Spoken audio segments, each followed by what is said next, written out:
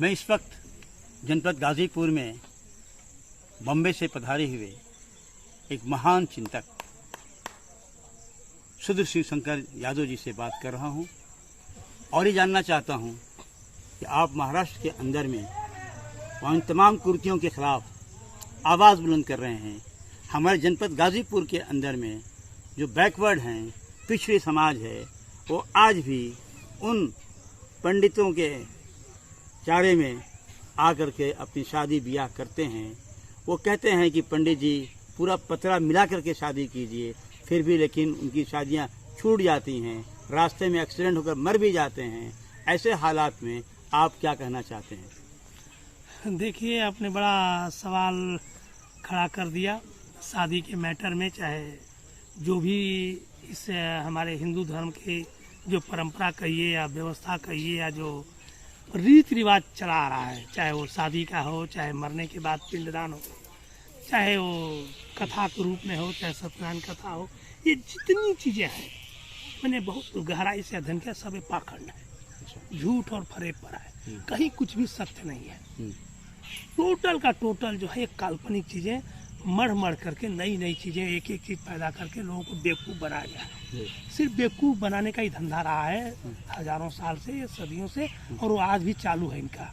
आज भी इस वैज्ञानिक युग में भी वो यही व्यवस्था को परंपरा को कायम रखना चाहते हैं। यही बड़ा दुर्भाग्य है।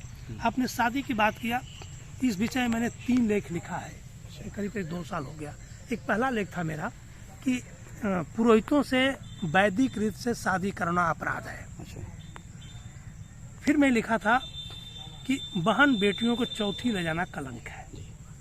फिर हमारा तीसरा लेख था कि चरणामृत छोड़ करके पंडित लोग चरणामृत छोड़कर गाय का मूत्र क्यों पीने लगे, और तीनों शादी से संबंधित है। आपको बता दूं, शादी में मुझे खुद बहुत देख करके उनके विचारों को, उनके समझ के बड़ा विचित्र। मैं कई जगह जा करके मैं थोड़ा संस्कृत भी पढ़ लिया हूँ, संस्कृत जानकार भी हूँ, तो मैं समझ जाता हूँ सब चीज़ें कि क्या है क्या नहीं है।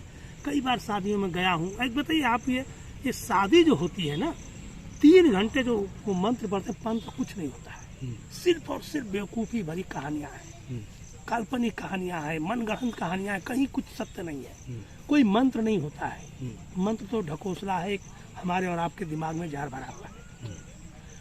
जैसे कि वो एक उसमें सबसे बड़ा जो हमको बुरा लगता है, ये अवदान और सप्तपदी विधि। अवदान और सप्तपदी शादी में ये कहा जाता है, मैंने कभी पूछा हो, आपसे भी बोल रहा हूँ किसी से, कि अगर लड़की का भाई नहीं है तो कोई लड़की की शादी नहीं होगी। एक कहते हैं ना भाई जरूरी है।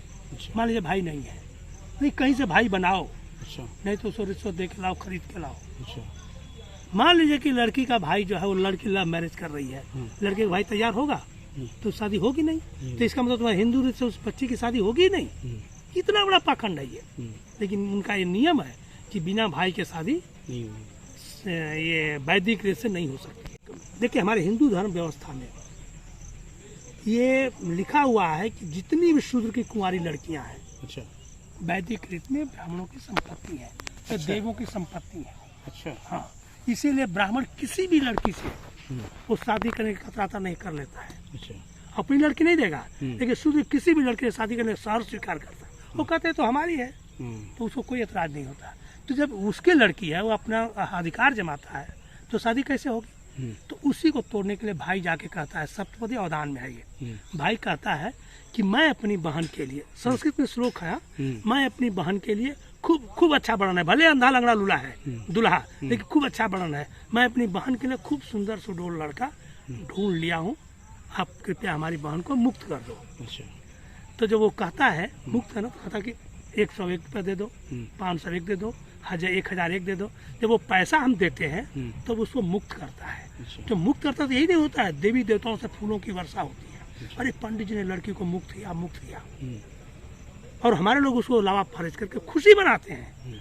हम बताएं, हमारी बेटी है, मैं पढ़ाता हूँ, लिखाता हूँ, सब कुछ हमारी है, लेकिन शादी के जब ब्राह्मण अपना अधिकार जमाता है और अधिकार के साथ हमसे पैसा लेके मुक्त करता है, कहता है हमारी है, तुम्हारी नहीं है, पैसा तो तब छोड़ूंगा, और छोड़ता है। हमारे लोग खुश होते हैं, नाचते हैं, गाते हैं, बजाते हैं।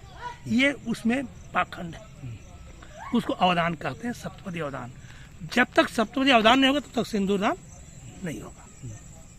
एक और मुझे बड़ा बुरा लगा, उसमें एक और श्लोक है, लड़कियों से प्रतिज्ञा करवाते हैं, 7 वचन लड़की से है और 7-8 वचन लड़के से कराते हैं, दुल्हा दुल्हन से। तो पहली वचन लड़की बोलती, जानते हैं क्या है? मैं अपनी इच्छा अनुसार, ध्यान से सुनिए क्या बोल, मैं अपनी इच्छा अनुसार ब्राह्मण पुरोहित की इच्छा अनुसार सेवा सत्कार भाव दान दक्षिणा देती रहूंगी। अच्छा, पहला श्लोक। पंडित हमारे पति देव का कोई हस्तक्षेप नहीं होगा, पहली प्रतिज्ञा है। अच्छा, हाँ। पति नहीं बोल सकता है अगर पंडित की सेवा करते हो तो उसका कोई अधिकार नहीं है, पहली प्रतिज्ञा कराते हैं। बताइए आज के युग में सही है? यही कारण है कि तरह तरह के राय ढोंगी पाखंडी आसाराम बापू पैदा हो रहे हैं। औरतें उनकी बात मान लेती हैं, उनके पास चली जाती हैं। अरे ऐसे ऐसे हैं कि इस परंपरा से बहुत से जगह देखा हूँ कि हमारे घर की माँ बहन बेटी जो औरतें होती है ना, वो ज्यादा ब्राह्मण की बात मानेंगी, कि पति की बात नहीं मानती है। पंडित कह देगा उसकी बात में, क्योंकि वो शादी के समय उन्होंने आग के सामने देवी देवताओं ने प्रतिज्ञा लिया है कि पंडित की सेवा करूंगी, तुम्हारी नहीं करूंगी। भी होता है, पति कहता ये मत करो, तो कहते नहीं पंडित ने ये कहा करने की, तो उसकी बात ये भी एक कारण है।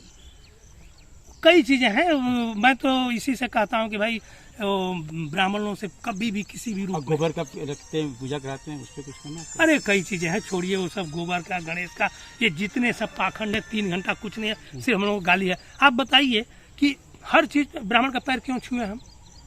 क्यों छुए भाई? पैर छूते हैं, वो तिलक लगाता है, बोलता है पैर छुओ, तिलक लगा तभी पैर छुओ। पैर छूने का मतलब है कि शादी विवाह में भी दुल्हा दुल्हन को नीच बनाओ, एक भी है कि इनको नीच बनाओ। अरे दुल्हा दुल्हन सब लोग तो दूल्हे की इज्जत करते हैं ना, दूल्हे को डोली में ले आते हैं, यहाँ तक कि जमीन पर नहीं बैठने देते हैं, तो कम से कम उस समय दूल्हे का तो पैर पंडित को पकड़ पड़ना चाहिए। कि गलत कह रहा हूँ? दूल्हे की इज्जत अगर करना है, सब लोग करते हैं ना दूल्हे की, पूरा बारात करता है कि नहीं करता है, सब चीज दूल्हे को मान सम्मान होता है ना, लेकिन पंडित अपना पैर छुआता है, पंडित को पैर छूना चाहिए ना दूल्हे का, कहाँ करता है? ये सब चीजें जो है हमारे लोगों को समझना पड़ेगा। इसलिए मैं कहता हूँ कि नहीं, ब्राह्मणों से कम तो अगर एक चीज और देखिए, वो कहता है लगन ठीक है, मुहूर्त ठीक है, सब धोखा है।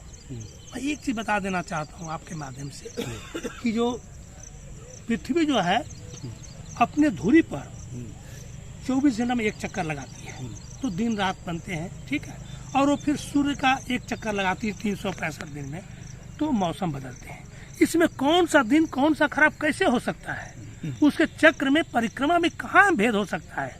वो माइक्रो सेकंड का कहीं भी चेंज नहीं है, सब एक समान चल रही है। जब एक समान चल रही है, एक समान दिन बन रहा है, एक समान रात बन रही है, एक समान मौसम बन रहा है, और सभी पवित्र हैं। अपवित्र कौन हो सकता है? कोई हो सकता है दिन? तो कोई दिन अपवित्र नहीं होता है। ये शैतानी दिमाग है कि दिन और रात और समय और मुहूर्त निकाल करके दिमाग के अंदर गोबर कचरा भर के रखा है लोगों के। कोई दिन मतलब वो नहीं। मैं जानना चाहता हूँ, जब वो मुहूर्त निकाल लेता है, अच्छा दिन कर लेता है, तो फिर एक्सीडेंट क्यों होता है? अब एक पहले ही बताने की ढकोसला है। हम तो ये कहता हूँ, तुम मुहूर्त निकालते हो, सही निकालते हो, तो आंधी तूफान क्यों आता है? बारिश क्यों होती है? वहाँ आग क्यों लग जाती है? तलाक क्यों? तो बात सही है ना, लेकिन हमारे लोग नहीं सोचते इस चीज को। वो उसमें भी कह देता है, अरे तो भाग्य भगवान। मालूम है अभी एक जगह एक अग्रीमेंट बन के गया था, मुहूर्त निकाला, दिन निकाला, तो उसमें कुछ 10,000 रुपया लड़की ने दे दिया, उसका एग्रीमेंट पर साइन किया, चेक से दे दिया, और जब उसकी शादी टूटी, उसको पंडित के खिलाफ जाके कंप्लेन FIR दर्ज करा दिया, अरेस्ट हो गया हो। अच्छा। क्योंकि समझौते की बात हुई ना, जब तुमने समझौता किया कि एकदम ठीक होगा, तो समझौता टूटा, इसलिए उसको FIR दर्ज हुआ, अरेस्ट हो गया। तो आज देखिए एक चीज और बता दूं आपसे, जब शादी की बात आई है, कहता है कि आज के बाद जितने भी विधि विधान रीत रिवाज परंपरा हिंदू धर्म में चल रहे हैं, चाहे किसी भी धर्म में, सब धर्मों की बात कर रहा हूँ, अगर वो छुआछूत भेदभाव ऊंच नीच की भावना से है, सब ध्वस्त कर दिया जाता है। तो उसी दिन से पंडितों से शादी कराने का जो परंपरा थी वो भी ध्वस्त हो गई है। लेकिन ये सरकार जो है कांग्रेस वो चला रही है, जबरदस्ती चला रही है। आज मान लीजिए कोई शादी किसी से भी करा ले, तलाक के लिए किसके पास जाते हो? कोर्ट में। तो फिर कोर्ट की ही मान्यता है ना, तो शादी कोर्ट से ही होनी चाहिए। फिर तलाक पंडित से क्यों नहीं लेते हो? वहाँ क्यों भाग जाते हो? तो इसलिए पंडित से तलाक शादी कराना भी अपराध है। इसलिए मैं कहता हूँ कि कोई उसका महत्व नहीं उस शादी का। जब उस शादी से तुम कोर्ट में जाना है, तलाक नहीं दिला सकता है, कुछ भी चीज रोक नहीं पाता है, ना आंधी को, ना तूफान को, ना तलाक को, कुछ भी नहीं कर पाता, तो फिर उससे क्यों करवा रहे हैं? उससे क्यों?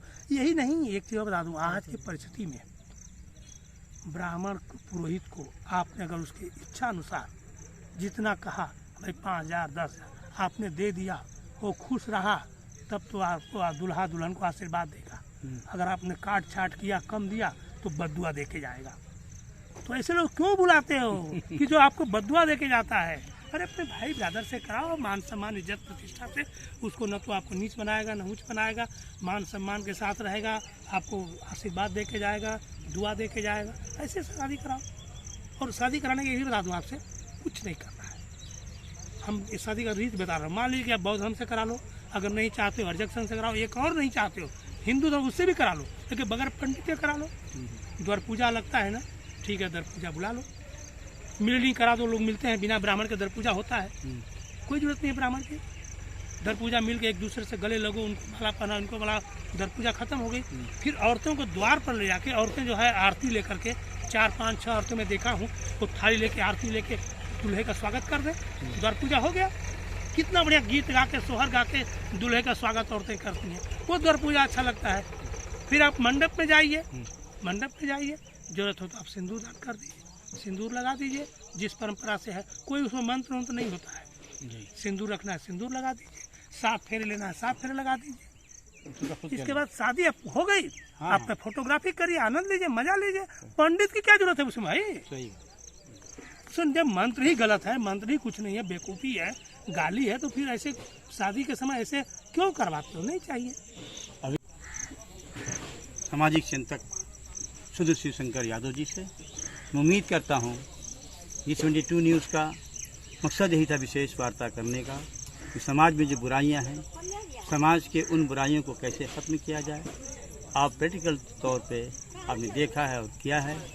हम उम्मीद करते हैं कि आप समाजी बुराइयों को दूर करने में शिवशंकर यादव जी की बातों को हमेशा ध्यान देंगे। 22 न्यूज़ से खान अहमद जावेद।